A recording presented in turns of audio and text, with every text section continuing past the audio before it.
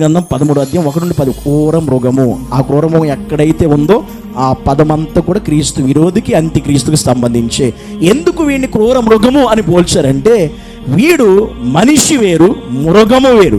అంటే వీడి ప్రవర్తన ఎలా ఉంటుందంటే, ఒక మృగము యొక్క ప్రవర్తన ఎలా ఉంటుందో అంత్య క్రీస్తు యొక్క పరిపాలన, వాడి చేష్టలు, వాడి పనులు, వాడి ప్రవర్తన కూడా అలాగే ఉంటాయి. అందుకని బైబిల్లో ఈ విషయాలు అలంకార రీతి వ్రాయబడ్డాయి. క్రూర మృగం అంటే ఒక క్రూర మృగము మనుషుల్ని వేటాడితే ఎలా ఉంటుందో ఈడు చేసే పరిస్థితులు, పనులు కూడా అలాగే ఉంటాయి ఆ రోజు. అందుకనే ఎవ్వరు విడవబడకూడదు, ఎత్తబడాలి అనేది కారణం. అందుకే పరిస్థితి చాలా భయంకరంగా ఉంటుంది భూమి మీద అంత్యక్రీస్తు పరిపాలనలో.